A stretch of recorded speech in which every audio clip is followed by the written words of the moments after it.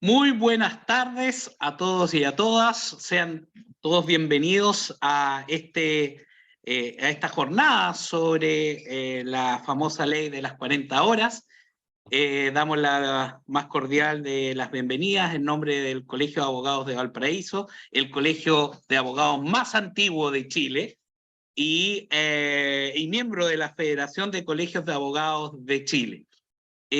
Para nosotros es un placer poder contar con ustedes. Estamos a minutos de iniciar nuestra actividad.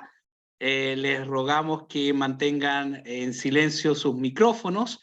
La idea es poder que nuestros expositores expongan sin dificultades y para luego pasar a las preguntas que sabemos que deben ser muchas. Quiero agradecer en forma especial a nuestra secretaria abogada, Natalia Montenegro, quien nos va a coordinar para los efectos de la aplicación Zoom, y agradecer a todos los que nos están viendo a través de nuestras plataformas de las redes sociales, a quienes lo van a ver en forma diferida, y a quienes se han incorporado a este Zoom. En unos minutos más vamos a dar inicio a esta jornada de trabajo en torno a las 40 horas de la nueva ley que modifica nuestro Código del Trabajo. Tenemos a varios colegas que ya se están incorporando. Les damos la más cordial de las bienvenidas. Agradecer también a Fabiola y a Matías la gentileza y la amabilidad de dar un poco de su tiempo personal, familiar y laboral para poder compartir sus ideas, sus impresiones sobre esta nueva ley y quizás también compartir sus dudas y angustias respecto a algunos temas que seguramente nos van a plantear y quizás en conjunto buscar soluciones a algunas inquietudes en lo que refiere a la aplicación de esta nueva disposición. Natalia, tú me dices cuando doy inicio a... Estamos listos, Alejandro.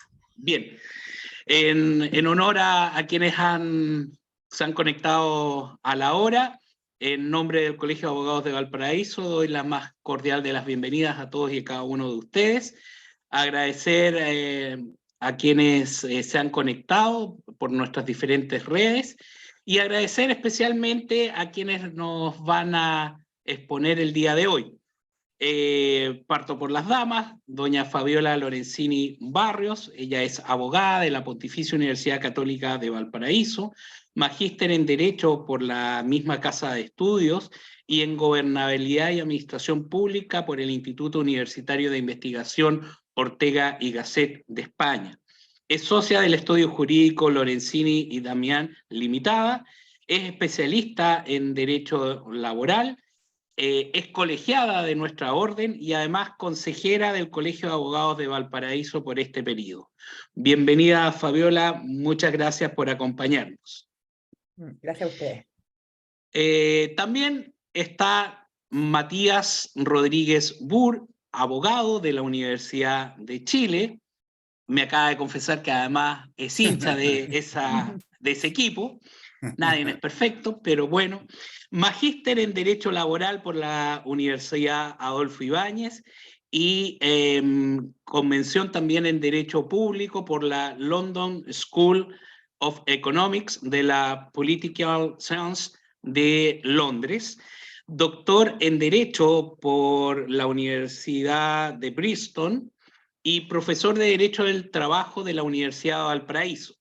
Él también es colegiado de nuestra orden y además es el presidente de la Comisión Laboral del Colegio de Abogados de Valparaíso. Muchísimas gracias, Matías, por acompañarnos. Muchas gracias a ustedes. Muchas gracias, Alejandro. Estimados amigos, colegas, la idea de este seminario, de esta jornada, es poder conversar sobre las modificaciones al Código del Trabajo introducidas por la Ley 21.561, que hoy se conoce como ley de las 40 horas, ¿no? Vamos a ver que no solo son de 40 horas, sino también algunas hasta de 52 horas. pero la verdad es que esta modificación que tenía un inicio a través de algunas mociones parlamentarias de hace bastantes años atrás, funcionaba con otras indicaciones, con otros mensajes y con otras mociones, y que dio a la luz hace poco tiempo esta modificación legal que ha introducido en un programa escalonado su aplicación práctica, pero que en la realidad ha generado bastantes dudas de su aplicación en el ejercicio del derecho del trabajo. Y es por eso que como comisión laboral presidida por Matías Rodríguez, ha estimado necesario conversar y debatir sobre estos puntos. Y para eso hemos pedido a nuestros invitados que nos hagan una presentación de su visión de esta ley, para después quizás dar la palabra a quienes lo estiman pertinente para poder conversar y debatir sobre algunos puntos que resulten de su interés. Para los efectos prácticos y para mantener el orden de esta actividad, tanto Fabiola como Matías van a hacer una presentación que van a ir interactuando alternadamente cada uno de ellos, y luego de su presentación vamos a dejar el espacio para que a través de los micrófonos o por correo o por mensajes o por el chat planteen sus dudas, inquietudes o comentarios. Bueno, ustedes vienen a escuchar a Fabiola y a Matías, así que les dejo la palabra. Adelante. Bueno, dame 2 segundos para compartir pantalla. Ahí creo que espero que se esté compartiendo. Sí. Ya, perfecto. Bueno, hola a todos. Es un gusto aquí estar con Matías. Hemos trabajado harto la ley de 40 horas y cada vez que le damos vuelta nos surgen más dudas en vez de darnos más certeza. Y ese es el trabajo que hoy día queremos exponer, un poco también plantear cuáles son las modificaciones que plantea la ley y cuáles son las dudas interpretativas que a nuestro juicio se dan y cuáles son las posibles soluciones. Entonces vamos partiendo. Y si bien hablamos de la ley de 40 horas, lo primero que es importante, yo creo que para la ley, yo lo veo así, es que se limite el tema de los trabajadores excluidos del límite de la jornada semanal, lo que están contemplados en el artículo 22, inciso segundo, que normalmente la gente habla o coloquialmente dice, yo soy artículo 22, aunque es 22, inciso segundo. Y obviamente porque esa es la válvula para escaparse de la ley de las 40 horas. Y dentro de ese contexto, podemos ver, y aquí por eso hicimos un paralelo, entre cómo es el artículo 22, inciso segundo actual, o vigente antes de que saliera la ley, y cómo es el inciso segundo a partir del un año desde que se promulgue la ley, a partir del próximo año. Entonces, de todos estos supuestos, estos 6 supuestos, solo dejan 2, que es el del gerente, administradores y apoderados con facultades de administración, y aquellos que trabajen sin fiscalización superior inmediata en razón de la naturaleza de las labores desempeñadas. Aquí si uno ve, en primer lugar puede ver cuáles son los buzones, cuáles son las típicas casos en que tratan de escapar de jornadas de trabajo, cuáles son los típicos. Lo que uno ve en la realidad son todos aquellos que trabajen sin fiscalización superior inmediata y los que trabajan fuera de las funciones, ejercen funciones fuera del local del establecimiento. Esa la eliminan, pero mantienen la otra. Entonces, la mantienen, pero como ustedes ven, le agregan una frase que es en razón de la naturaleza de las labores desempeñadas. Entonces, aquí el tema ¿es suficiente esa limitación? Porque tampoco se entiende, o tampoco es muy específica, dice en razón de la naturaleza. Tampoco entra a regular más allá el tema de que a lo mejor era la oportunidad de qué se entiende por sin fiscalización superior inmediata. Es cierto, hay dictámenes que establecen condiciones copulativas para estar en ese supuesto legal. Pero, ¿qué hablan de la...? Pero son esas, porque la dijo un dictamen, los dictámenes pueden cambiar conforme también cambia el gobierno, etc. Y además, como les digo, agregan esto en razón de la naturaleza de la labor desempeñada. Obviamente es una limitante, yo la veo como limitante, pero es una limitante bastante amplia que además requiere interpretación. O sea, nosotros vemos que aquí el dictamen de la inspección, ahora además de decir o confirmar estos criterios que están en la lámina, en cuanto a qué se entiende por fiscalización superior inmediata, va a tener qué se entiende por la naturaleza de la labor desempeñada. Yo creo que lo que quiso decir el legislador obviamente hay funciones que por mucho que me digan, no hay fiscalización, por la misma naturaleza de ellas, no puede ser que no tenga fiscalización. Un modo de ejemplo muy simple, a lo mejor uno dice, una secretaria. Yo he visto secretaria con artículo 22, inciso segundo, y uno diría, una secretaria, por la naturaleza misma de las funciones, yo creo que la veo difícil que en artículo 22, inciso segundo. Entonces, eso va a requerir, obviamente, un dictamen que se refiera a este punto. Y aquí también, y el tema del artículo 22, inciso segundo, es muy importante. Incluso yo a veces pienso que es más importante que el tema de la ley de las 40 horas, porque se va a aplicar primero, se aplica un año de entrada en vigencia la ley, y determina quiénes van a tener que pasar a jornada por esta misma limitante. ¿Y qué pasa en caso de controversia? Porque el artículo 22, inciso segundo, a veces le conviene al empleador, porque claro, no paga hora extra, tiene al trabajador cuando quiere, en teoría, y por otro lado, a veces también conviene al trabajador, porque el trabajador nadie le controla el horario, tiene más libertades, no tiene una jornada estricta que tiene que estar sentado, sino que puede hacer otras cosas. Entonces, puede ser que uno u otro no quieran terminar de ser 22, inciso segundo, y pasar a jornada. Entonces, ¿quién soluciona la controversia? Y esta vez el Código del Trabajo, y esta ley introduce la modificación del Código del Trabajo que señala que en caso de controversia, lo resuelve, en caso de controversia y a petición de cualquiera de las partes, lo resuelve la Inspección del Trabajo, en primer lugar, y después vamos a ver que incluso hay una reclamación judicial. Y entonces, como la norma dice, y la norma señala, y lo puse textual, en caso de controversia y a petición de cualquiera de las partes, podría entrar la duda, o hay gente que ha planteado la duda, de si podría el inspector del trabajo, la inspección del trabajo, entrar a ver si es 22, inciso segundo, cuando no hay una controversia o cuando no hay petición de las partes, es decir, en una labor fiscalizadora. Porque, claro, aquí usa esta expresión en caso de controversia y a petición de cualquiera de las partes.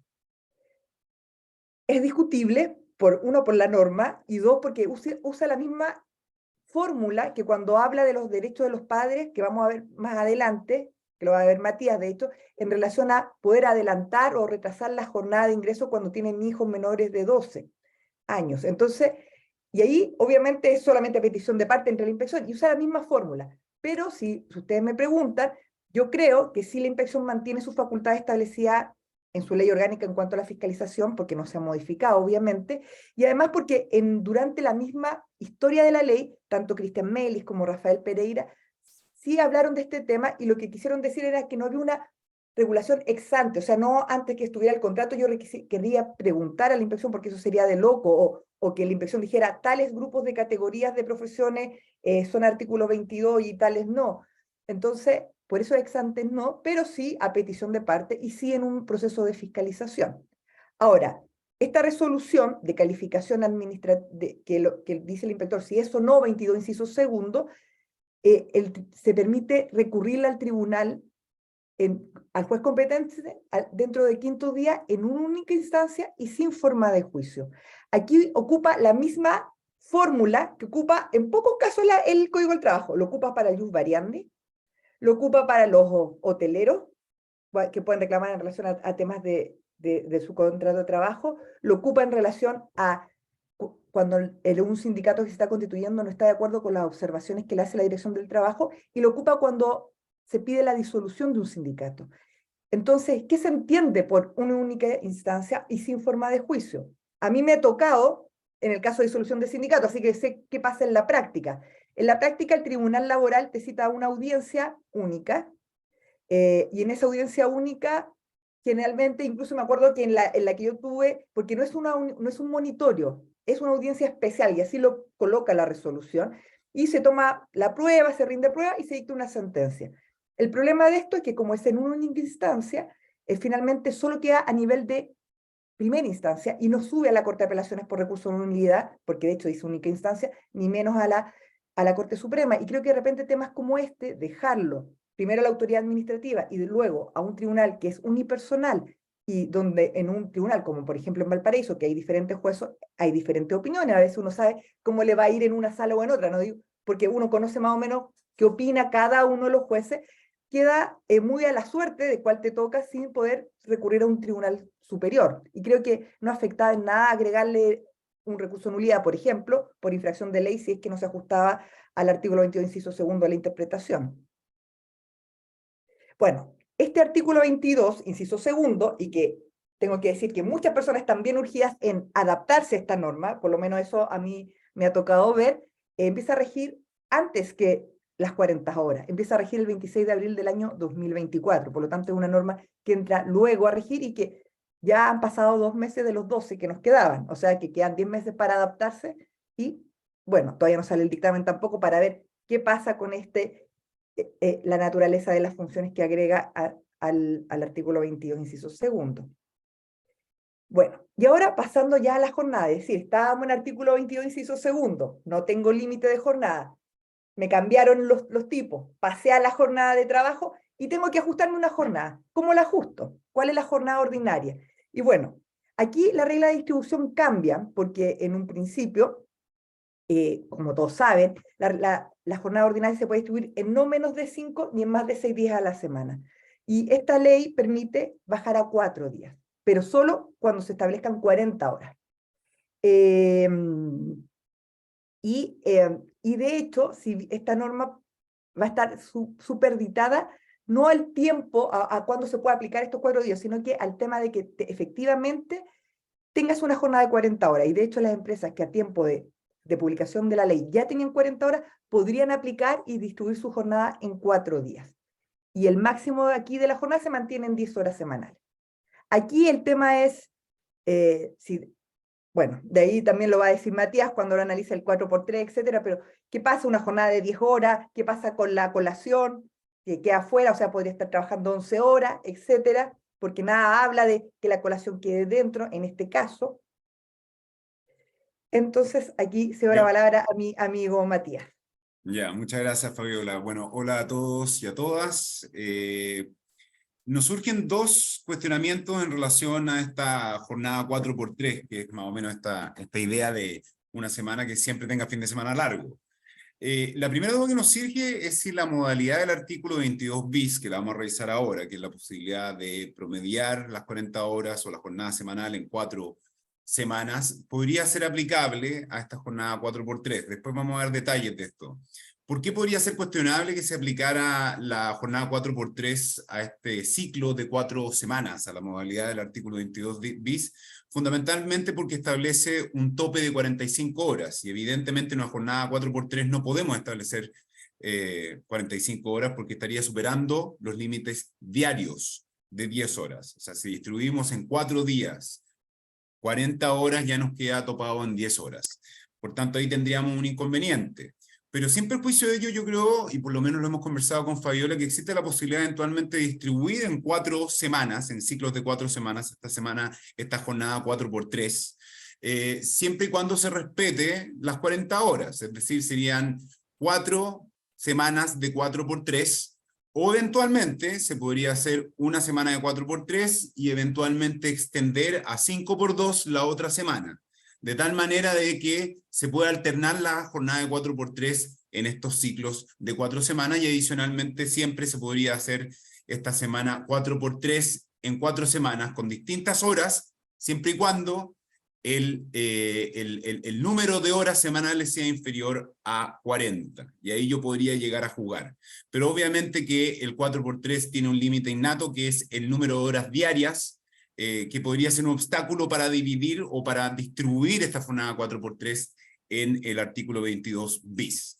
Y la otra es, claro, el riesgo de una jornada diaria excesiva. O sea, si yo puedo trabajar 10 horas diarias en una jornada 4x3 máximo, podría incorporar 1 hora de colación, no imputable a la jornada, por tanto ya serían 11 horas, y eventualmente si tengo pactos de jornadas extraordinarias podría estar trabajando 2 horas adicionales máximo diario, podría estar trabajando 4 días, 13 horas eventualmente, o 13 horas en el lugar de trabajo, lo que consideramos que es un poco excesivo, así que ahí también deberían haber un par de criterios restrictivos en relación a la aplicación de la jornada extraordinaria para estos ciclos 4x3. Y ahora vamos a pasar a otro tema que yo creo que es un poco, bueno, es un tema importantísimo esta reforma, que sería la distribución de la jornada semanal y también la distribución de esta modalidad del artículo 22 bis, esta posibilidad de promediar las 40 horas semanales. ¿Dónde tú fuiste, Fabiola? Ahí estamos. Me fui, es La que posibilidad. he aquí y creo que me quedó la lámina, bajé la última. No, sí, ya, la ahí lámina cambió. anterior es simplemente para decir que gran parte de los argumentos que se presentaron en la historia de la ley para aplicar o para reducir la jornada de trabajo es que este en alguna medida es un compromiso internacional que existe en un convenio de la OIT del año 1935, que es el convenio 47, y el 47 en alguna medida establece la obligación de las partes o los miembros firmantes de empezar a adaptar la jornada de trabajo de tal manera que no supere las 40 horas diarias. Esto se ratificó a nivel de la recomendación 116 de 1962, y luego también en el convenio 156 sobre igualdad de oportunidades entre trabajadores y trabajadoras también se hace alusión a esta idea de que la jornada semanal debería durar 40 horas. Esto es gran parte del argumento que se presentó en el proyecto, en la moción parlamentaria original del año 2019 para reducir la jornada a 40 horas. Entonces, claro, Chile estaba un poco al debe con una jornada máxima semanal de 45 horas. Ahora la otra... Sí. Bueno, y también hay que decir, antes de cambiar, que obviamente nos demoramos casi 100 años en llegar al convenio 47, que no deja de ser relevante. Buena observación, exacto, 100 años. Sí. Entonces, claro, ¿qué tenemos? El tema de la reducción de la jornada máxima legal semanal en una semana es relativamente pacífico, es una modificación del inciso primero del artículo 22. Lo interesante es esta idea de la posibilidad de promediar las 40 horas semanales o el tope de 40 horas semanales en 4 semanas, lo que en alguna medida obviamente permitiría a las partes trabajar más de 40 horas dentro de una semana, en tanto esto se compense en otras semanas del ciclo. Por tanto, ahí es donde hay un interés importante y ahí es donde se ha producido mucho debate que lo vamos a ver ahora. Primero que nada, tenemos que hacer una distinción para la autorización de esta modalidad del artículo 22 bis. Aquellos trabajadores no sindicalizados tienen una modalidad, y esa modalidad es básicamente un acuerdo con el empleador que les permita distribuir su jornada de tal manera que se pueda promediar este tope de 40 horas semanales en ciclos que no duran más de 4 semanas. Se establecen 2 limitaciones fundamentales. Una, que todas las semanas tienen que tener un máximo de 45 horas, y que este límite máximo no se puede superar por más de 2 horas. Es decir, podríamos trabajar una semana 45, a la otra 45, y luego tendríamos que compensar con una rebaja por debajo de las 40 horas en las otras 2 semanas. 35, por ejemplo, y 35. Y ahí es donde quedaría. Lo que se establece también en la ley es que las partes deben de común acuerdo establecer cuál va a ser la distribución diaria y semanal de las horas de trabajo, y adicionalmente da la posibilidad de generar alternativas de distribución de jornada en las distintas semanas de este ciclo. En distintas semanas de este ciclo yo puedo generar distribuciones alternativas que son básicamente turnos. Y ahora vamos abajo, Fabiola. Y luego está el caso de los trabajadores sindicalizados, que si hay un trabajador sindicalizado, deberá concurrir su aceptación individual y además una autorización por parte del sindicato para que pueda aceptar esta modalidad del artículo 22. Es decir, que pueda distribuir su jornada en un ciclo de 4 semanas que den un promedio total de 40 horas semanales. Y adicionalmente existe otra regla, que es básicamente la posibilidad de que por negociación colectiva o pactos directos el sindicato pueda acordar también ciclos de distribución en 4 semanas de la jornada de trabajo promediadas, 40 horas obviamente, pero con la excepción, con una excepción adicional, que ahora el tope de 45 horas semanales máximos sube a 52. Y ese tope se podría hacer por 2 semanas seguidas, es decir, una semana 52 y eventualmente la segunda continua 52 horas semanales, y obviamente las otras 2 semanas una reducción de jornada de tal manera de compensarlo. Así que ahora vamos un poco a las críticas que tenemos en relación a esto. Son todas críticas que hemos desarrollado con Fabiola y claro, estamos de acuerdo que no sabemos. Yo creo que es lo que más tenemos de acuerdo. Estamos de acuerdo en que no sabemos. Todo lo que sabemos, que no Claro. sabemos nada. Entonces, primero surge una crítica que es una crítica muy acompañada en la doctrina, que también está reflejada en el proyecto de ley. Esta idea de que se critica que se pueda pactar individualmente este ciclo de trabajo y no cumplir con el límite de las 40 horas, y también generar distribuciones alternativas ilimitadas o turnos ilimitados en cada una de las semanas de este ciclo, por un acuerdo individual entre el trabajador y un empleador. Se ha juzgado, o se ha enjuiciado que eso no constituye propiamente adaptabilidad, sino que es derechamente una flexibilidad que es, a su vez, una imposición unilateral por parte del empleador de la jornada de trabajo. Eso se critica. Es decir, que sería un acuerdo que no tiene la legitimidad que debería tener. ¿Por qué? Porque este tipo de acuerdos de jornadas en ciclos deberían ser generadas a través de acuerdos colectivos. Y eso no ocurre con la posibilidad de acordar individualmente. Y eso es una crítica general, y obviamente que es una crítica que es previa, que a mi criterio es una crítica previa a la promulgación o entrada en vigencia de esta reforma. ¿Y por qué es previa? Porque nuestra debilidad en la negociación colectiva es previa a las formas que tenemos o las formas que vamos a tener para acordar distintas formas de distribución de la jornada de trabajo. Entonces, también, bueno, obviamente esto viene de la idea, y claro, el gobierno o el gobierno actual, y también como quedó reflejado en el proyecto, permitió esta forma de promediar las 40 horas en 4 semanas o en un mes. Antes de eso estaba la idea de hacerlo bimensualmente o trimestralmente,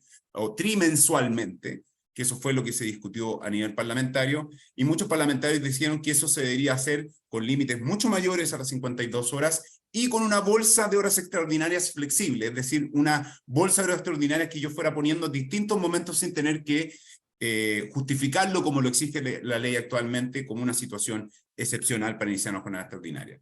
Entonces, ¿qué otra cosa hemos observado con Fabiola? Hay una dificultad operativa en el hecho de que al sindicato solamente se le pueda permitir superar el límite de las 45 y pasar al límite de las 52. ¿Y por qué operativa? Porque básicamente no hay ningún incentivo para el sindicato a generar este acuerdo si es que individualmente los trabajadores pueden negociar un tope de 45. Entonces, claro, esto puede generar el incentivo que el sindicato se resista a hacer estas negociaciones directas o asumir las negociaciones colectivas y eventualmente simplemente permita que sus socios o que los trabajadores individualmente considerados acuerden esto de forma individual y queden con un tope de 45 horas semanales, que es bastante mejor que 52. Y también hemos observado que esto también podría venir de la mano con la generación de incentivo para el sindicato amarillo, que es obviamente una observación más de terreno, pero bueno, claramente si uno de los sindicatos no está dispuesto a convenir por 52 horas en topes máximo en 2 semanas consecutivas, podría eventualmente otro grupo de trabajadores estar dispuesto a hacerlo. Y eso podría generar esta situación de sindicato amarillo o con afinidad particular con el empleador. Luego tenemos esta... Disculpa, en relación a eso también hay que decir que, claro, con el acuerdo del sindicato llego a 52 horas, que en el fondo la pago como ordinaria, cuando si no tuviera ese acuerdo del sindicato, o sea, en una negociación colectiva o en un pacto, yo puedo 45, y puedo llegar a las 52, pero de 45 a 52 los pago como extraordinario, o sea que estaría pagando menos al tener esta negociación colectiva con el sindicato o este pacto con el sindicato. Efectivamente, estas 52 horas se consideran como jornada ordinaria, no extraordinaria. Y sobre eso, en función a lo que después le va a decir Fabiola, existe un nuevo límite semanal a la jornada ordinaria, más jornada ordinaria, que no puede ser superior a 52 horas semanales. Por tanto, ahí quedaría topado. Efectivamente, 52 serían 52 horas de jornada ordinaria. Y luego tenemos ciertas dudas en relación a los acuerdos. Primera duda que nos surge es la norma específicamente, este artículo 22 bis en su inciso tercero dice, además de la autorización por parte del afiliado o el trabajador, se requerirá la autorización del sindicato. Por tanto, acá podemos deducir que se requieren 2 autorizaciones. Uno, la del trabajador considerado individualmente, y otra, la autorización del sindicato. Nos surge eventualmente la duda, que es una duda que me surge más a mí, si esa autorización del sindicato a un trabajador que individualmente quiere pactar una jornada en estos ciclos del artículo 22 bis, implica que también se pueden superar los límites de 52 horas semanales. En principio, consideramos que no, porque esa autorización por parte de un trabajador afiliado a un sindicato, que requiere la ratificación por parte del sindicato, en principio implicaría que solamente se le aplica el límite de las 45 horas semanales, es decir, no se le aplicaría la excepción del inciso final del artículo 22 bis, o sea, no sería una sobreexplotación. Y en ese sentido, la única manera de poder superar ese límite de 45 y llegar al máximo de 52 horas semanales en 2 semanas continuas, sería mediante un acuerdo colectivo, o sea, mediante un pacto directo y una negociación colectiva. De ahí lo que nos surge con Fabiola también, es si ese contrato colectivo, convenio colectivo o pacto directo requiere también la autorización individual de cada uno de los trabajadores para poder hacer el ciclo que se haya autorizado, porque existe en este inciso tercero del artículo 22 la necesidad de la autorización individual. Eso obviamente que también quedará en duda. Ahora, la otra cosa, y esto es más una observación que una duda, y esto surge también de una crítica por parte de la doctrina, es o se genera mayor incertidumbre por esta distribución de distintos turnos en estas 4 semanas, o sea, la posibilidad de distribuir varios turnos en 4 semanas, se genera más incertidumbre que la incertidumbre actual que existe en la aplicación o en la distribución por turnos en la jornada semanal. ¿Por qué lo decimos? Porque efectivamente, claro, de común acuerdo se deben pactar distintos turnos en estas semanas, pero, y esto es algo que no se lo había dicho antes, el empleador está obligado con la antelación de una semana al inicio del ciclo de las 4 semanas a definir cuáles son los turnos que se van a trabajar en cada una de las semanas. Es decir, hay una obligación legal de anticipar o de avisar anticipadamente cuál va a ser el turno en que tienes que operar cada una de las semanas, de estas 4 semanas. En cambio, en la actualidad, uno puede pactar dentro del contrato que los turnos se remiten al reglamento interno, puede también haber un número ilimitado de turnos, pero el empleado no tiene ninguna obligación de avisar con anticipación qué turno se va a trabajar a la otra semana. La inspección del trabajo habla de plazos razonables. Esos plazos razonables podrían ser 3 días, 4 días. Lo que quiero presentar acá es que no necesariamente esta reforma genera más incertidumbre en relación al trabajo en turnos. Y eso es lo que hemos ido observando también. Sí, y yo creo que, bueno, en relación a esto, Matías, y en el ¿Sí? tema en relación al reglamento interno, como bien decía, bueno, el artículo 10 del Código del Trabajo establece que uno puede generar los turnos y tenerlo en el reglamento interno y no en el contrato individual, con lo cual el reglamento interno todos sabemos que es un instrumento individual que solamente tiene la voluntad del empleador. Entonces, aquí, en el tema de los pactos, de estos promedios de 4 semanas, establece que debe haber un acuerdo, por lo tanto, obviamente, si hay un acuerdo no podría estar en el reglamento interno, entonces esto sacaría el reglamento interno por lo menos en relación a estos promedios de 4 semanas. No en relación, no hay una derogación total de los turnos en los reglamentos internos. ¿Por qué? Porque no deroga ni modifica el artículo 10, porque además después vamos a ver el artículo 2 transitorio de la ley que establece que efectivamente por el solo ministerio de la ley se modifican los contratos individuales, los colectivos y el reglamento interno, y por lo tanto el reglamento interno sigue. Pero sí, lo que yo creo es que estos ciclos, estos promedios de 4 semanas, no se podrían llevar a un reglamento interno porque requiere el acuerdo y en ese sentido tiene que estar en un contrato individual o en un contrato colectivo o en un pacto sindical, pero no en el reglamento interno. Y el otro tema es el tema de cuándo se aplican estos ciclos, porque nosotros vimos que o vamos a ver más adelante, que las 40 horas entran al 5º año, salvo que las partes lo establezcan antes. Y el tema es, ¿y estos ciclos de 4 semanas de promedio, lo puedo aplicar el otro año cuando aplique una jornada de 44? Yo creo que no, porque el artículo 22 es súper claro que dice que estos ciclos de 4 semanas son para distribuir 40 horas, para sacar promedios de 40 horas en 4 semanas. Por lo tanto, si bien al otro año yo solamente tengo la obligación de bajar a 4 semanas, o sea, a 44 horas, ahí puedo distribuir normalmente por semana, pero no puedo establecer estos ciclos, porque estos ciclos pasan o están con el presupuesto de que sean 40 horas. En el fondo, yo creo que es un incentivo a baja antes a 40 horas y te doy estos ciclos de promedio en 4 semanas. Pero obviamente también es un tema discutible. Bueno, eso es básicamente la lámina que está, el punto que está al final. El artículo transitorio número 1 deja en claro que el artículo bis se aplica con esta progresión de los 5 años. Entonces, claro, sí, ¿qué interpreto primero? ¿Que el artículo 22 bis sale con un promedio de 40 horas o que el artículo primero transitorio número 1 establece que el 22 bis entra en vigencia con una progresión de al año 44, al segundo año, al tercer año 42, y al último año 43. El punto es que capaz podríamos, dependiendo cuál sea la interpretación, porque la verdad es que no lo tenemos claro, capaz podría al primer año de reforma ocupar los ciclos del 22 bis con 44 horas. Esa sería la duda. Y al tercero, con 42. Y al quinto, con el promedio de 40 horas semanales. Pero es una duda. ¿Cuál prima? ¿La regla transitoria o la disposición del artículo 22? O la norma sustantiva del 22 dice. Bueno, ahí vas tú. Sí. En relación a qué sucede si la relación, la relación laboral termina durante el ciclo. Estamos hablando de este ciclo de 4 semanas, estamos hablando que es un promedio que es a 4 semanas, no semanal, y por lo tanto podría perfectamente la primera semana trabajar 45 horas, la segunda 45, y la persona es despedida. Entonces, ¿qué pasa con las horas trabajadas en exceso? Quizás lo más simple hubiese sido que el legislador dijera, bueno, las horas trabajadas en exceso se pagarán como extraordinaria, pero no dijo eso. Y dijo la norma, que quiero que por favor la puedan leer, y la voy a leer porque de verdad, si alguien la entiende, le voy a dar un premio, porque le he hablado con muchas personas y nadie la entiende bien qué quiso decir. Dice, si al término de la relación laboral el trabajador hubiera prestado servicio por más horas que el promedio legal en el ciclo respectivo, calculada de forma proporcional, deberán pagarse todas aquellas horas necesarias para completar el promedio de las 40 horas semanales.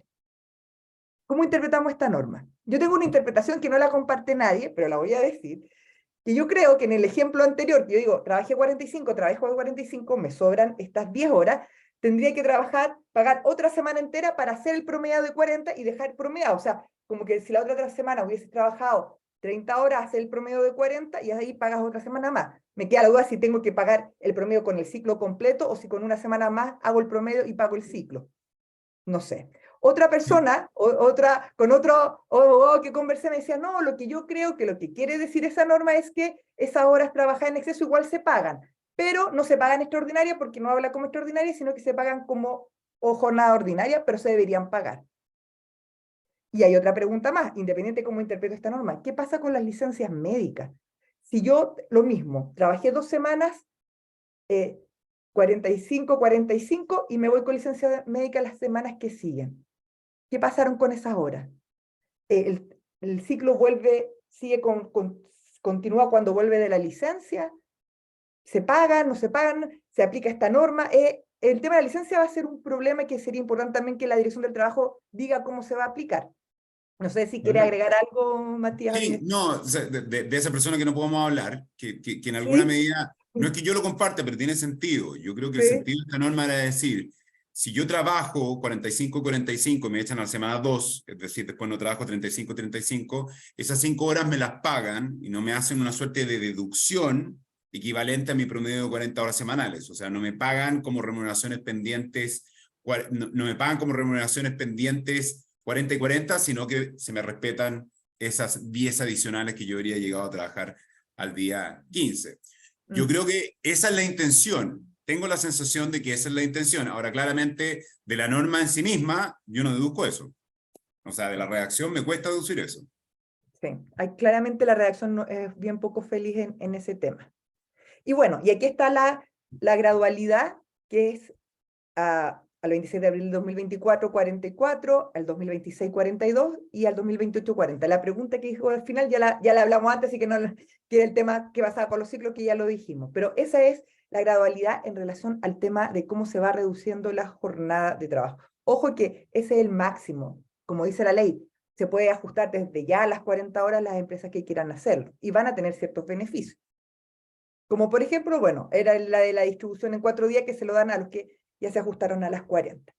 También aquí hay un tema, porque la ley dice, y también me gustó poner textual, porque así todos podemos opinar y no solamente se quedan con lo que nosotros decimos, es que la aplicación de esta ley en ninguna circunstancia podrá representar una disminución de las remuneraciones de las trabajadoras y de los trabajadores. Y todos decimos, claro, nadie le va a bajar el sueldo mínimo ni nada. Estamos claros, nadie está hablando de los sueldos, las remuneraciones fijas, pero la norma no habla de remuneraciones fijas, habla de remuneraciones y habla en ninguna circunstancia. Y entonces uno podría decir, ¿qué pasa con las remuneraciones variables? Que están asociadas a veces a cosas que se hacen en cierto tiempo. Por ejemplo, alguien que distribuye, que le pagan por distribuir balones de gases. Entre más balón de gas licuado distribuya, le doy un bono. Obviamente en menos horas va a distribuir menos, sus remuneraciones van a bajar, las variables. ¿Qué pasa ahí? Yo no le bajo empleador porque son las mismas remuneraciones y esas son variables y depende de la venta, o la otra interpretación es que en ninguna circunstancia y si le bajó tengo que sacar un promedio, no sé cómo lo podría resolver la Dirección del Trabajo. Yo creo que, porque la norma objetivamente no habla de remuneraciones fijas y no hace la distinción. Por lo tanto, alguien podría plantear este tema. No sé cuál sería la solución finalmente. Bueno, y también esta norma regula, o sea, no regula, modificó la jornada de contrato a tiempo parcial, aunque en estricto rigor no hay una modificación muy sustancial, pero sí hay una modificación. ¿En qué sentido? Antes de la ley de las 40 horas, decía que los contratos a tiempo parcial eran aquellos que eran el 2/3 de la jornada ordinaria. Como la jornada ordinaria era de 45, los 2/3 eran 30. Si nosotros si la ley hubiese mantenido esa redacción, los 2/3 de 40 hubiesen sido 27, si es que no se me equivocan las matemáticas. Pero la ley dijo no, vamos a mantener la jornada a tiempo parcial a 30 horas. Y el contrato a tiempo parcial tiene una serie de beneficios para el empleador, que lo hace atractivo versus un contrato a 40 horas. Piensa que esto es de 30, o sea, están solo a 10 horas de un contrato a tiempo completo. Primero, se puede pagar el sueldo mínimo de manera proporcional. Segundo, tiene alternativas de jornada hace mucho tiempo que se avisan con una semana de anticipación, y no por ciclo, cualquier alternativa. Bueno, también tenemos el tema de la última remuneración que se saca no por los últimos 3 meses, sino que por todo el contrato que esté vigente, etc. Entonces, rebajó, o sea, mantuvo, si bien bajó la ordinaria normal, el otro lo mantuvo en 30. Entonces, no deja de ser, o podría ser atractivo por un empleador decir, me saco uno de 40 y meto 2 de 30, porque tengo 60 cubiertos. Y los costos me aumentan, pero no me aumentan tanto. O sea, es una norma que es perniciosa en ese sentido, que a lo mejor puede favorecer mucho el surgimiento de contratos a tiempo parcial. ¿Cómo se modifican los contratos actualmente vigentes? ¿Qué dice el artículo 2 transitorio? Bueno, dice que las rebajas, en relación a las rebajas de jornada, es por el solo Ministerio de la Ley. Y se entienden modificados los contratos individuales, los contratos colectivos o los convenios colectivos y el reglamento interno, si es que ahí está establecido turno, ¿cierto? Y el tema es, por lo tanto, el otro año, después del 26 de abril, si los contratos quedan iguales y la persona sigue trabajando 45 horas, significa que esa persona está trabajando 44 en ordinaria y una en extraordinaria. ¿Por qué se aplica? Obviamente por el solo Ministerio de la Ley. Ahora, ¿cómo hacemos la adecuación? ¿Cómo bajamos de 45 a 44, luego a 43 y luego a 40? Aquí lo que señala la ley, el artículo 3 transitorio, es que debe hacerse de común acuerdo, o entre las partes, o a través de las organizaciones sindicales en representación de los afiliados y afiliadas. Aquí dice o, no dice como que si hay sindicatos solo con el sindicato y no con las personas, hay todo un tema. ¿Y qué pasa cuando no hay acuerdo? La ley resuelve fácilmente este problema porque dice, ¿sabes qué? Si no hay acuerdo, se baja proporcional en la salida. O sea, se reduce la salida y así puedo ir bajando, al fondo, 1 hora, la bajo proporcional todos los días, sin necesidad de tener un acuerdo si es que no llegué a un acuerdo de otra forma de distribuir esta disminución de jornada. Y aquí viene otro gran tema, y a otra gran discusión, que es, ¿qué pasa con las empresas que tienen la colación imputable a la jornada? Para contextualizar, hay empresas que hoy en día, en la forma, podríamos decir, dicen que, o antes que salga la ley, en la forma decía, tengo 45 horas semanales que se distribuyen de lunes a viernes, por ejemplo, de 8 a 5, pero tiene 1 hora de colación imputable. O sea, imputable a la jornada. Por lo tanto, en los hechos la persona no trabajaba 45, trabajaba 40, porque esa hora que por ley no es imputable, el empleador la hacía imputable. Entonces, ¿qué pasa en esos casos con esta entrada de la ley? Porque su contrato dice 45, pero la colación está dentro. Por lo tanto, en los hechos es equivalente a unas 40 de hoy día, pero la colación está dentro. Entonces, aquí en la norma es bien, dice, bueno, primero salomónicamente dice, bueno, que las partes llegan a un acuerdo. ¿Cómo? De común acuerdo, ¿cómo se ajustan a esta nueva jornada? Sin decir nada. Y después dice, ¿qué pasa en caso de desacuerdo? Pero es curioso, porque se le olvida el acuerdo individual no dice qué pasa en caso de desacuerdo cuando entre el trabajador y el empleador hay un desacuerdo para ajustar este tema. Solamente se dice si esto está en un contrato colectivo o en instrumento colectivo, ahí sí lo soluciona. Y lo soluciona en el fondo a favor del empleador. ¿En qué sentido?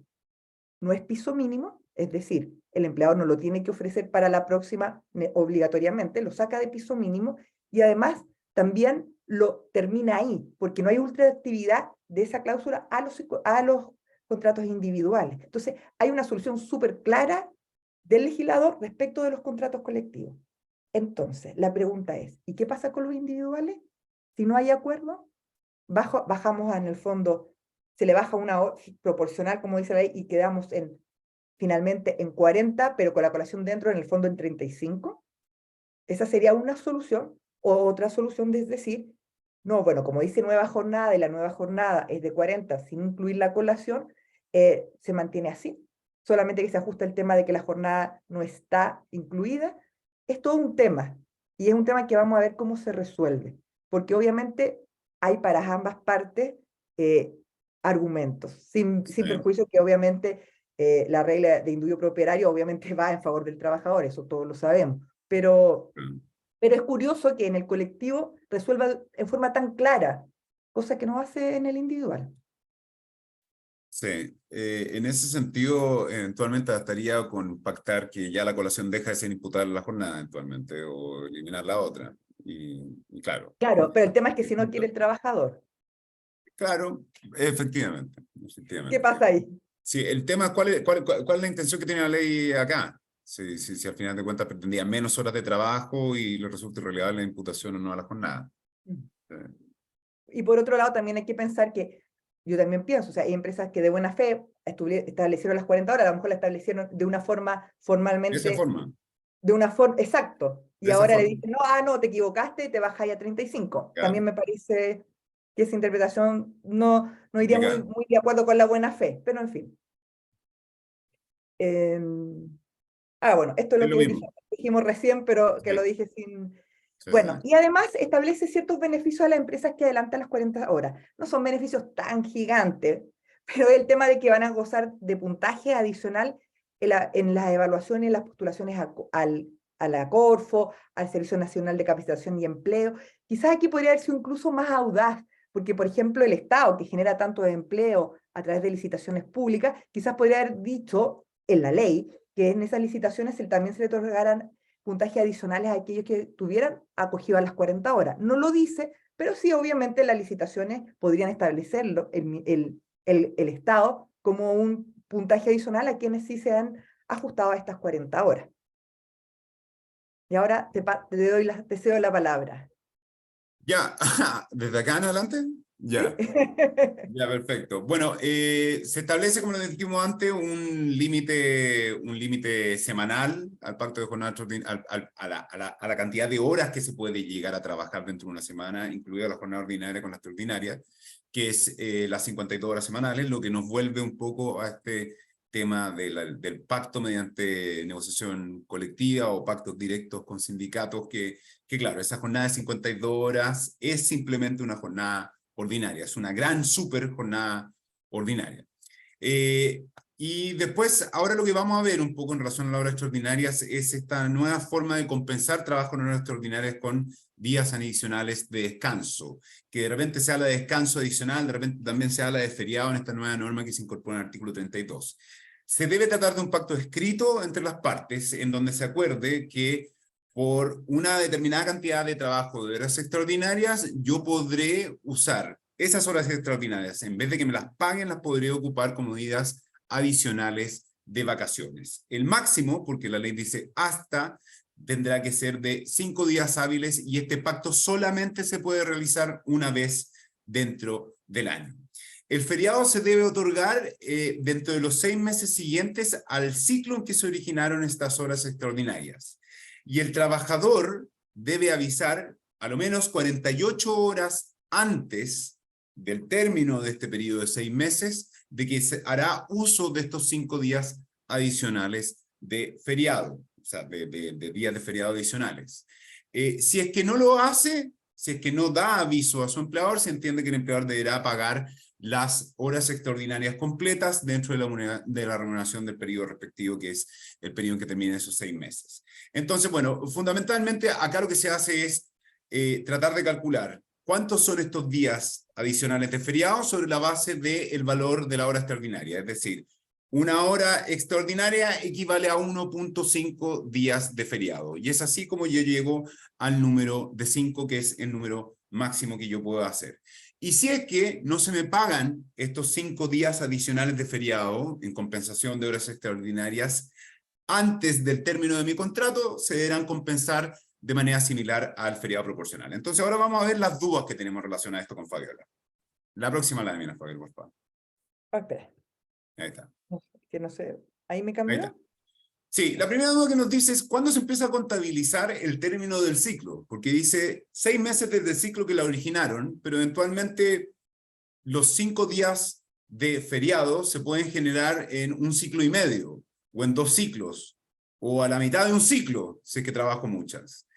Es difícil saberlo, entonces básicamente esta idea de al término del ciclo es bastante difícil saber específicamente de qué momento estamos hablando, si tiene que ser necesariamente, por ejemplo, en un ciclo de 4 semanas, o puede ser más de un ciclo de 4 semanas. Nosotros por lo menos interpretamos en nuestro artículo en su momento con Fabiola que estas horas extraordinarias se debían contar desde el momento en que se cumplen estos 5 días adicionales de feriado. Es decir, puede ser en un ciclo, o puede ser en 1 ciclo y medio, o puede ser en 2 ciclos. Es simplemente cuando se cumplan.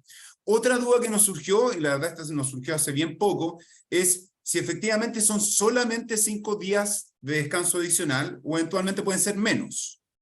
Es claro que son máximo 5 días, porque así es como está discutido dentro de la historia de la ley, y la legislación o la ley misma, que es este nuevo inciso del artículo 32, habla de hasta 5 días hábiles de descanso. Entonces esto nos hace surgir la duda si eventualmente yo podría pactar menos horas extraordinarias por menos días adicionales de descanso, que creo que es algo interesante explorar, por lo menos no tenemos una idea completa en este momento. Luego, la duda que también me surge es si eventualmente es obligatorio para el empleador otorgar estos 5 días de feriado adicional en compensación de horas extraordinarias, porque la verdad es que la ley se refiere a que hay que hacerlo efectivo en 6 meses, y solamente si el trabajador no lo hace efectivo en 6 meses, surge automáticamente la obligación del empleador de pagar las horas extraordinarias. Pero si ejerce la opción el trabajador antes de las 48 horas, en principio podríamos hablar de una suerte de feriado obligatorio. No hay nada que nos haga entender que el empleador no tiene que entregar los días de descanso. Porque si avisa 48 horas antes, esta norma no contempla la posibilidad del empleador de compensarlo con el pago. Entonces ahí nos surge una duda también interesante. Otra cosa que también se planteó durante la tramitación de este proyecto es si esto es parte del feriado legal o no. Si yo me puedo mandar un feriado legal con esto de 20 días en vez de solamente 15 días. Y la verdad es que, claro, en principio, la respuesta que se dio, o la respuesta que se evaluó, es que esto forma parte del feriado legal solo en tanto pueda coincidir con el feriado legal. Es decir, si me corresponde a mí eventualmente solicitar el feriado legal en un determinado momento, antes de que termine este periodo de 6 meses después del ciclo, o sea, del periodo de 6 meses en que yo puedo hacer efectivo este derecho de feriado adicionales, solamente ahí lo podría tratar de comprender, pero tampoco tenemos muy claro qué es lo que podría decir el empleador, si fraccionarlo en 10 días, se aplican las reglas generales, surgen dudas también. Y luego otra cosa que nos surge dudas es bastante complejo que el trabajador pueda hacer ejercicio de este derecho solamente en cualquier momento de este periodo de 6 meses. Porque la ley habla en un plazo máximo de 48 horas antes de que termine el periodo de 6 meses que el trabajador puede ejercer este derecho o solicitarlo. Entonces tenemos un periodo de 6 meses en donde en cualquier momento eventualmente el trabajador podría solicitar querer hacer ejercicios de esto. El punto es que lo que creemos necesario en este caso para evitar las incertezas de esta incerteza de cuándo el trabajador puede hacer uso de estos 5 días adicionales de feriado es que se pacten en el mismo acuerdo escrito de la compensación de horas extraordinarias. Sí, Y ahora pasamos... porque, 2 segundos, porque en relación a este tema del aviso con 48 horas de anticipación, si el trabajador puede avisar con 48 horas y el empleador está obligado a darlo, esta legislación nace muerta, porque nadie va a pactar algo así en el sentido de que te avisen con 48 horas y se vayan de vacaciones, o sea, o se Claro. tomen los días. Entonces eso Por eso una forma de salvar esta norma sería que en el fondo, cuando se acuerde este pacto, establecer cuándo se lo va a tomar, o etcétera. Aunque la norma es clara y dice 48 horas, no dice otra cosa. Claro. El punto es tratar, es cómo se controla, porque este es un derecho que queda abierto y que tiene hasta 48 horas desde el término de 6 meses. Entonces lo puedo ejercer Por a eso los lo podría dos. acordar antes de las 48. Eso, entonces lo puedo ejercer a los 2, al 1, al 3, al 4, nunca vamos a saber. Si es que no lo pactamos de antemano. Por eso creemos recomendable, cuando se haga el pacto escrito de esta compensación, hacerlo de antemano. Ya, pasemos al último, que va a ser el último tema. Sí. Claro.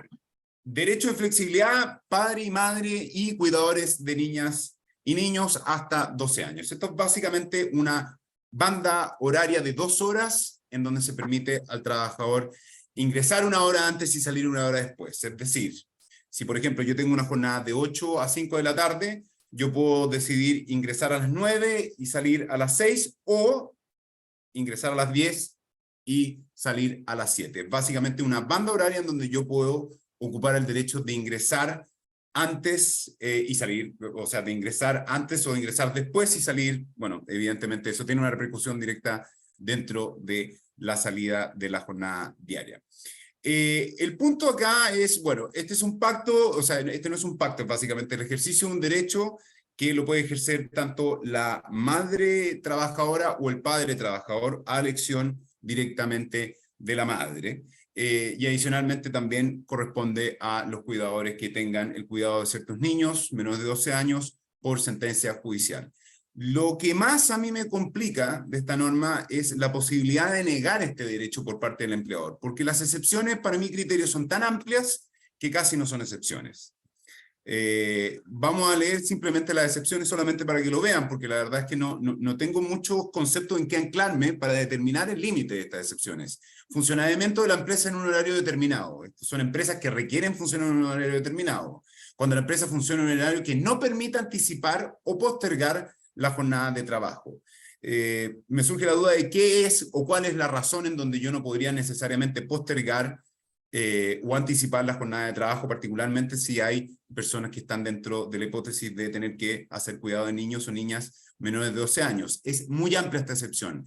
La idea de naturaleza de los servicios prestados no lo permite. Eso tampoco es algo que nos diga mucho, por lo menos por parte de la ley. Y el ejemplo que ponen, que es las funciones o labores de atención al público, la verdad es que las funciones y labores de atención al público son muchas. O sea, son farmacias, son mall, son ISAPRES, son de todo, especialmente las personas que están directamente atendiendo al público. Entonces es muy difícil también tratar de marginar a qué se refiere con la naturaleza de los servicios sobre la base de ese ejemplo.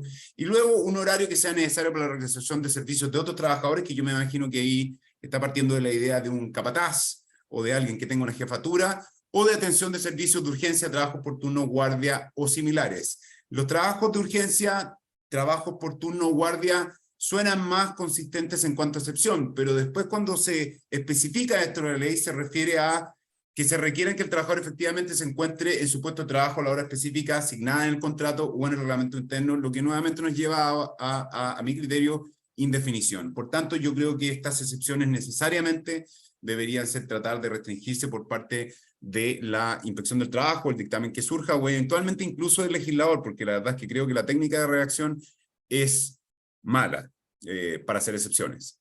Así que con eso estamos, Fabio. No sé si tiene algo más que... Sí, porque aquí, bueno, ahí está finalmente el tema de cuáles normas entran a partir de este... Claro.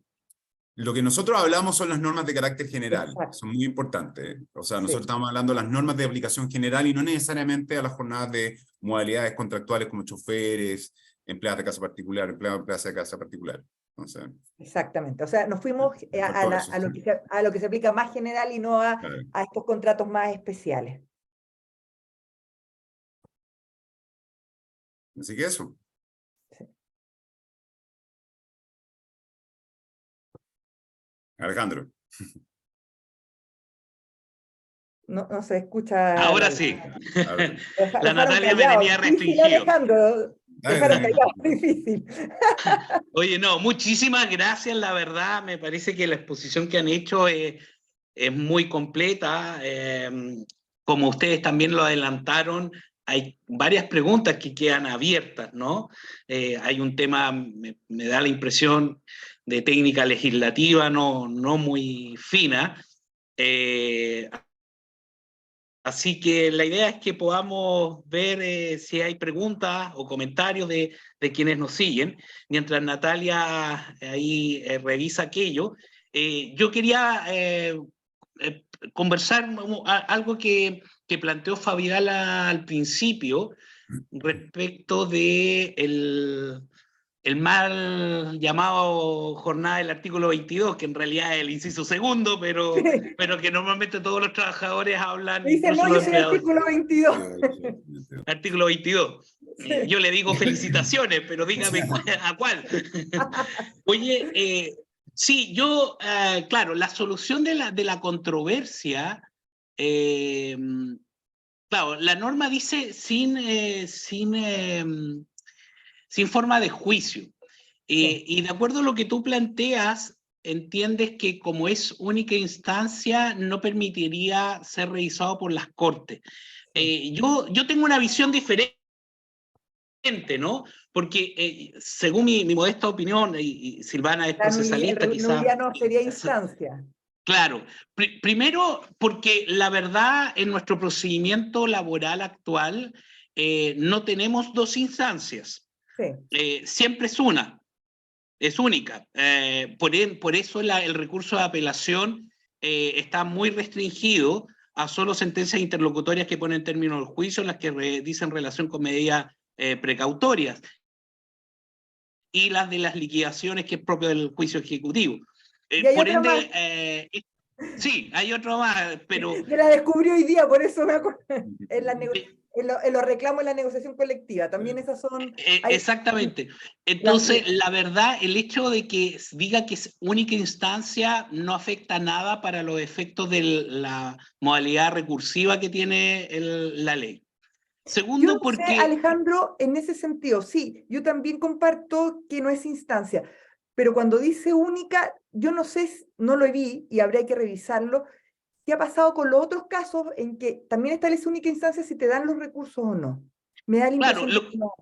Claro, lo segundo es que el modelo recursivo en materia laboral se optó por una restricción en los recursos ordinarios, transformándolos la mayoría a un recurso extraordinario, ¿ya? Lo que antes nosotros podíamos entender como recurso de casación, la forma y en el fondo, o recurso de nulidad y recurso de casación en el fondo, como algunas teorías españolas lo tenían así asimilado, pero en definitiva estamos hablando de un recurso extraordinario que se llama nulidad, y un recurso extraordinario especialísimo o súper extraordinario que es de unificación, que de unificación tiene solo el nombre porque ya sabemos las críticas que hay al respecto.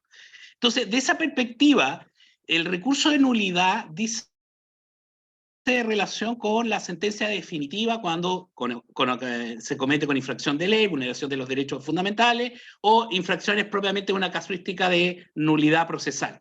Entonces, de esa perspectiva, yo no veo que el hecho que sea en única instancia la sentencia que resuelva sobre este asunto... Sin forma de juicio. Claro, ahora, el tema de la sin forma de juicio me parece, me parece que está utilizado en la forma genérica que siempre se ha utilizado esta expresión, ¿no? Si uno va, por ejemplo, a otros modelos, como por ejemplo la ley de arrendamiento u otras que hablan sin forma de juicio, no significa de que no hay un procedimiento. Lo que significa, a mi entender, es que el estándar de los actos procesales y actuaciones procesales no tienen la formalidad que tendría de acuerdo a las reglas generales que hay respecto de los procedimientos. Entonces, de esa perspectiva, yo creo, y es mi opinión, y entiendo que pueda estar absolutamente equivocada, es que la expresión en única instancia y sin forma de juicio no implica que el juez pueda hacer lo que quiera. el juez tiene que cumplir con ciertos actos procesales básicos, por ejemplo, de un debido proceso, como es la posibilidad de que uno contravenga, hagan una negación de las afirmaciones, tenga la posibilidad de probar las afirmaciones o negaciones que se hagan y alegar los derechos o defensas que se tienen.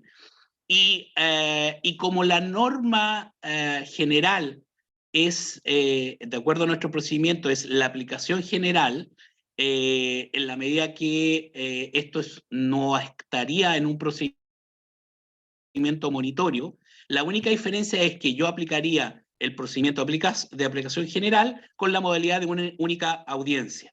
Pero no es propiamente un monitorio, porque entiendo que el monitorio es un procedimiento especial que escapa a las reglas generales y que como es un procedimiento especial, no puede ser aplicado sino en aquellos que por ley expresa lo utilizan, que es lo que ha hecho el 496, creo. Claro, yo te decía que al aquí en respecto. Valparaíso, independiente de cómo entre, porque en el que yo vi, en el que me tocó a mí, entró como O, era O de hecho, pero era audiencia especial única. O sea, y si tengo que recurrir, te voy a citar de jurisprudencia, Vamos y lo defendemos en la corte, porque de doctrina, para poder recurrir a la corte. Sí.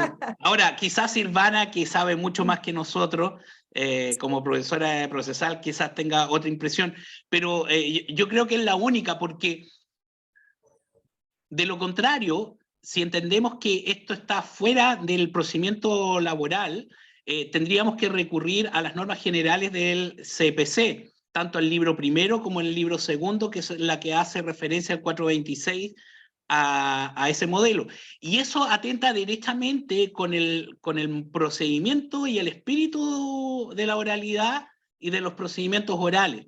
Entonces yo creo que la única posibilidad es que sea esa, porque de lo contrario, incluso si aplicamos el libro segundo, procedería a la apelación, lo cual desde esta óptica uno diría, no, ¿cómo? Si es única instancia. Y la apelación es el fundamento justamente de dos instancias.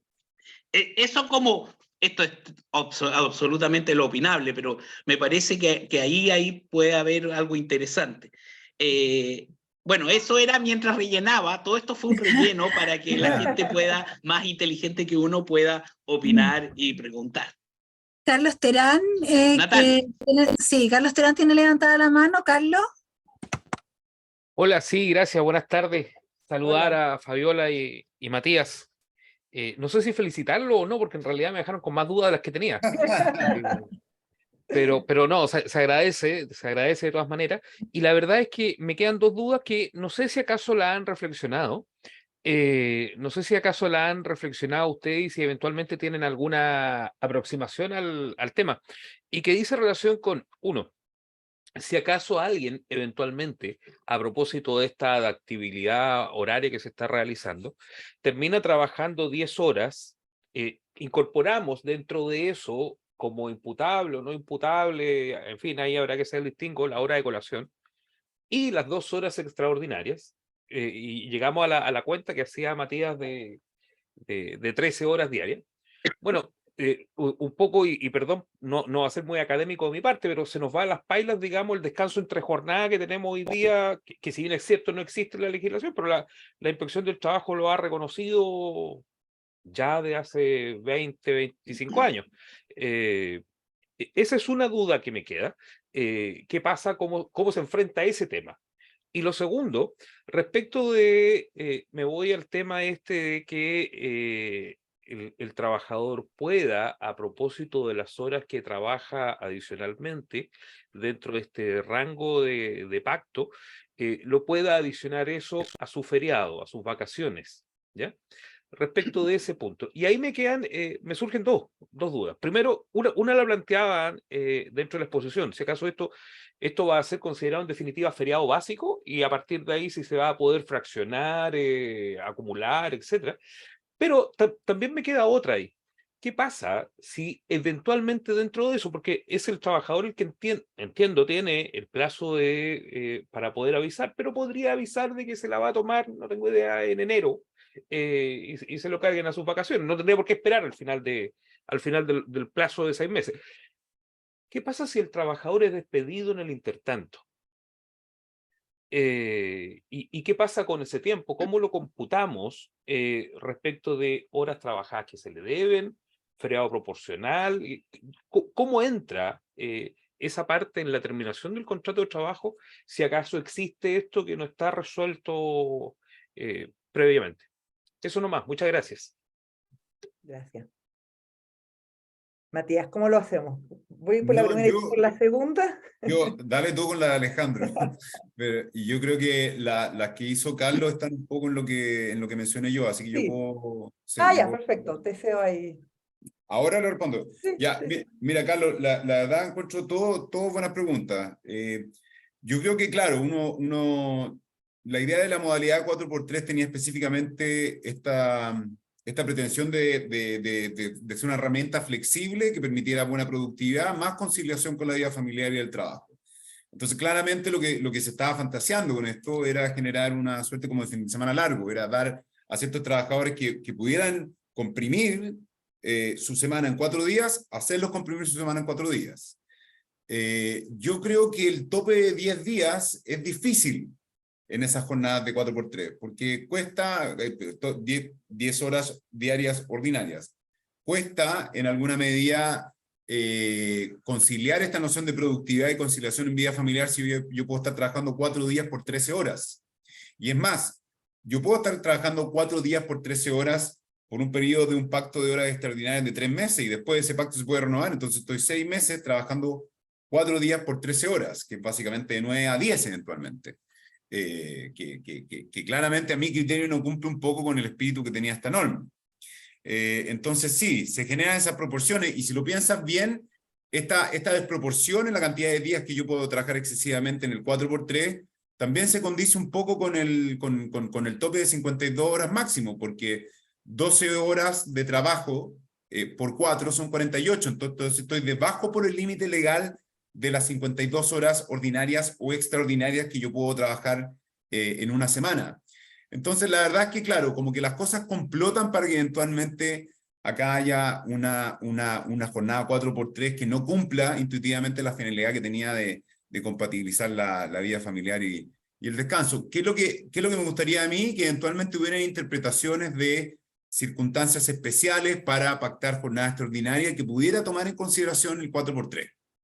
O sea, yo creo que capaz podríamos generar algo en ese sentido, pero obviamente Yo que creo que, así me atrevo a adelantar el dictamen de la inspección, yo creo que dado lo que ha pasado cuando hay en el Código del Trabajo otras jornadas largas de 10 horas, es que la colación, quizás en ese caso la inspección la interprete como en otros casos diga, tiene que considerarse dentro y no fuera, y en el tema de las 2 horas extra, como también tienes ahora el límite semanal bueno, es de las 52, no, ahí sí es te que da. 52 si Sí. pueden. O sea, yo creo que lo máximo que le va a permitir trabajar son 12. Si tú me preguntas así, no creo que llegue a las 3, no creo que una interpretación autorice las 13, pero sí las 12, que igual no deja de ser muchas horas en 4 días. O te pueden reducir la colación a 30 minutos. Es Exacto. decir, ocupe el mínimo legal de colación y la verdad yo no le voy a permitir una hora de colación. Sí, Pero obvio. igual, sea como sea, yo creo que en alguna medida se frustra un poco esta idea de generar un mecanismo que adapte productividad en poco tiempo, más conciliación con vida familiar. Así que creo que es una súper buena duda, Carlos. Yo la verdad es que me mantengo con la misma y no sé cómo solucionarla fuera de una modificación legislativa, porque como decía Alejandro desde el principio, porque acá hay un problema de finura legislativa que es clara. O sea, ahí tendremos que ir más o menos como, pero eso es lo propio de ser laboralista. O sea, eso es lo que pasa. Y después tus otras preguntas también son muy buenas. A ver, si se acumula o no se acumula el feriado, yo vi un par de reflexiones en la historia de la ley, específicamente de Cristian Melis, que decía si coincide, coincide, pero no necesariamente se acumula, porque igual es algo que se tiene que ocupar a los 6 meses. O sea, si yo me puedo tomar mis vacaciones de 15 días a los 7 meses desde el término del ciclo que vengaron la hora extraordinaria, yo no puedo esperar porque si no las pierdo y me las pagan, ¿se entiende? O sea, están esos 6 meses y esos 6 meses son lo que son. Ahora, lo que sería interesante también ver es que si coinciden, si se pueden o no se pueden eventualmente fraccionar de la misma manera, si se le aplica el régimen general de los feriados, o sea, la posibilidad de fraccionarlos, la posibilidad del empleador de definir en qué momento se pueden tomar o no. Yo creo que ahí la cosa sería distinta. Yo creo que en este caso, con estos 5 días adicionales, el empleador no tiene mucho margen para entregar o no entregar estos 5 días adicionales, los tiene que entregar de acuerdo a cómo está redactada la ley.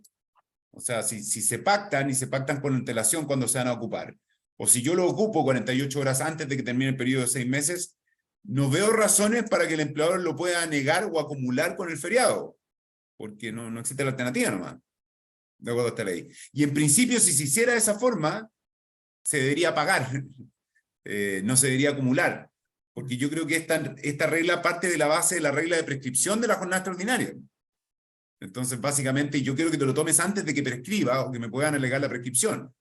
Entonces, claro, ahí habría que ver como las minucias o los detalles de cómo podríamos llegar a ver qué reglas del régimen general de jornada, de feriados podrían ser aplicables en este caso.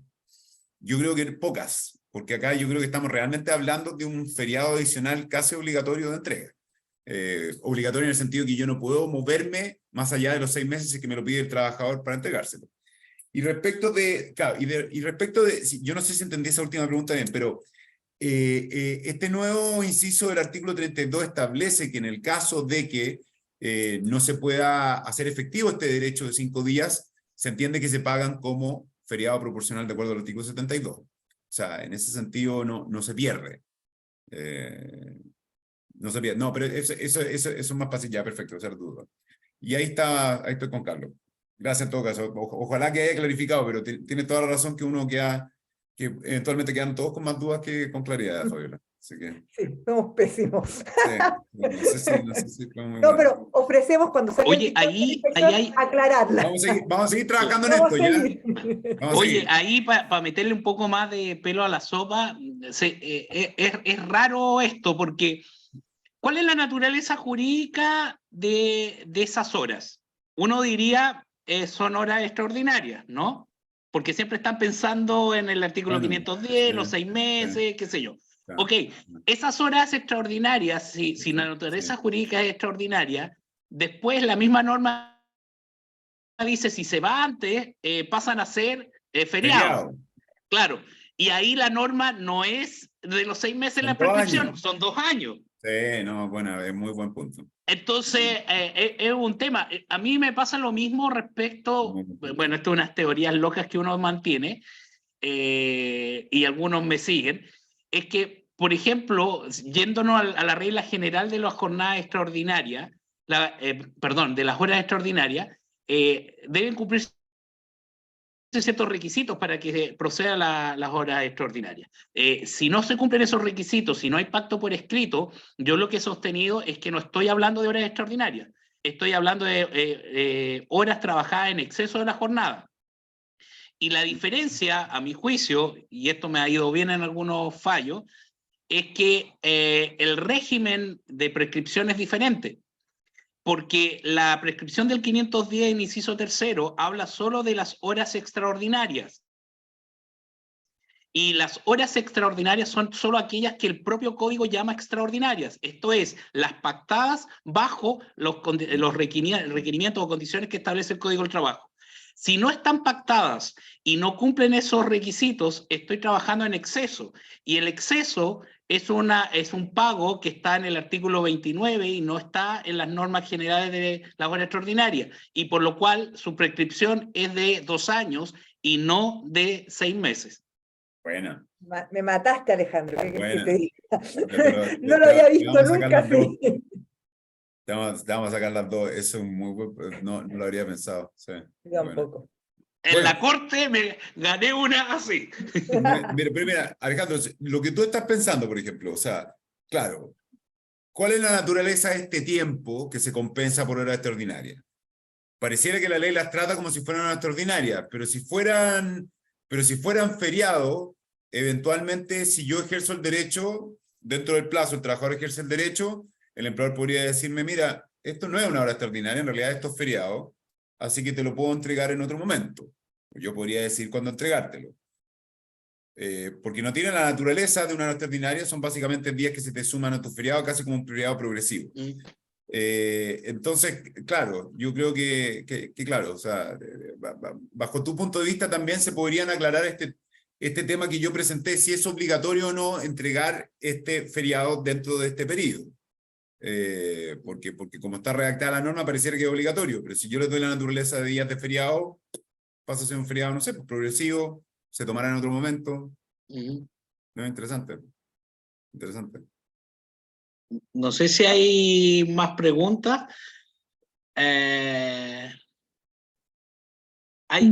un tema que lo deslizó, no sé si Matías o Fabiola, que me parece interesante, porque en cuanto al cuidado paternal o maternal de los menores, ¿no? Claro, la norma o el espíritu de la norma es facilitar a los padres y madres de familia que puedan compatibilizar la jornada de trabajo con sus obligaciones con sus hijos menores. La norma se cuida y dice, mire, lo puede ejercer el padre o la madre, ¿sí? Pero si los padres ambos trabajan y tienen empleadores diferentes, como yo como empleador... ese es otro problema que también a mí me lo han planteado. Porque además eso podría ser incluso un dato sensible, podría ser considerado dentro de los derechos de la intimidad. Entonces porque un hay un empleador tema no le ahí, podría preguntar al otro empleador, oye, ¿qué dijo? Exactamente. ¿Qué dijo la señora de él? Exactamente. Sí. Ese también es un problema práctico, que también obviamente sí lo habíamos práctico. visto. Sí. Bueno, muy bueno, sí, es muy bueno. Muy bueno. Bueno, Alejandro está en el panel también, Fabiola. No. Yo Vamos a puro incorporar a No, pero muy bueno, no, muy buen detalle. Sí, también se me dio. Ahora, una pregunta. Como es escalonado de 44, 42 y 40,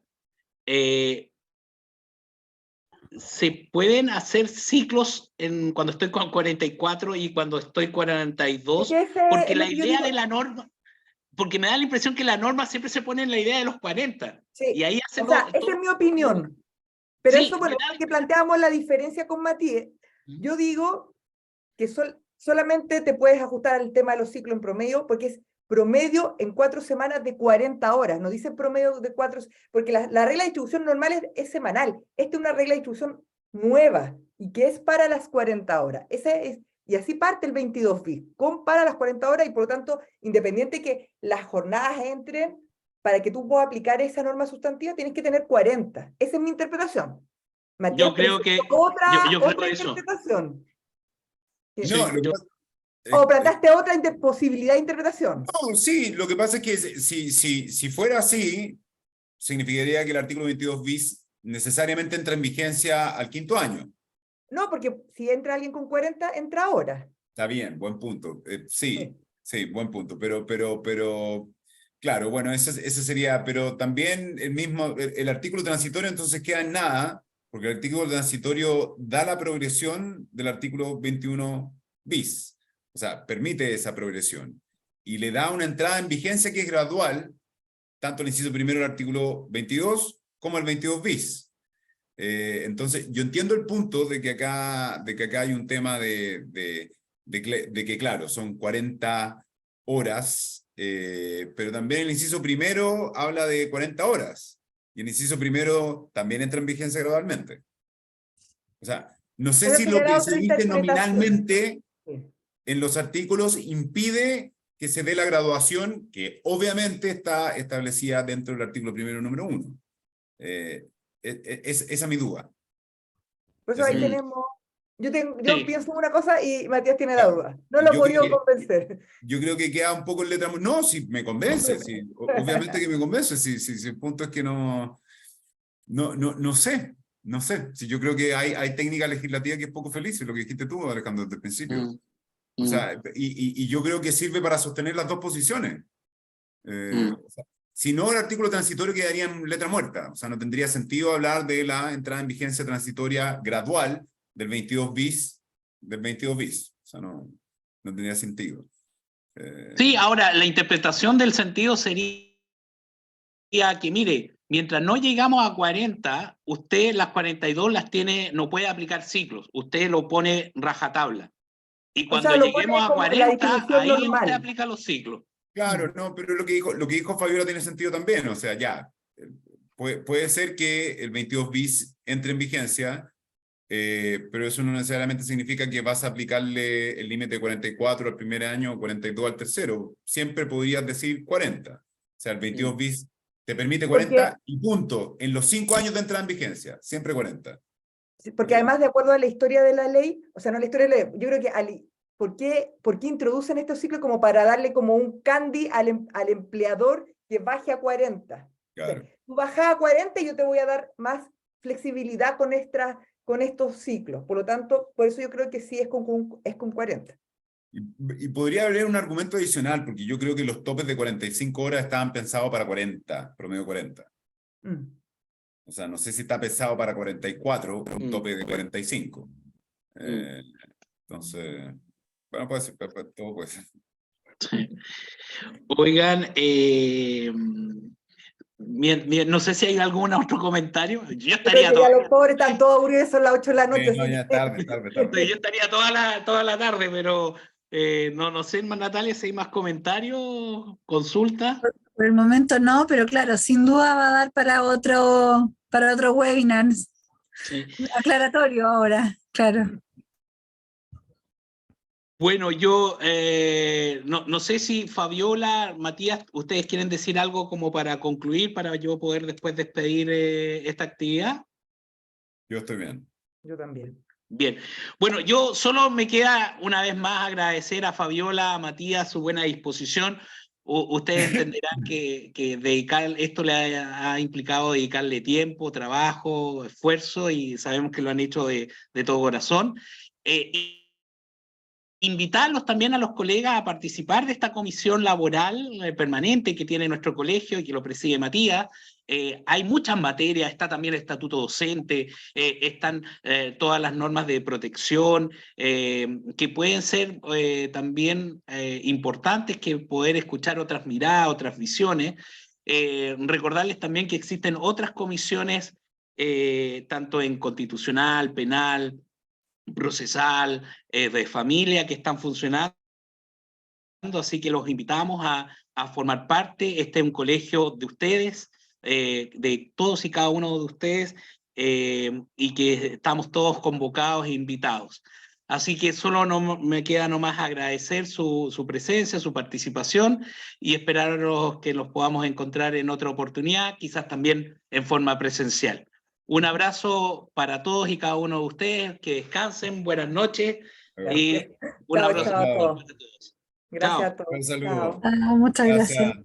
Hasta luego a todos. Gracias, Alejandro. Gracias, Natalia.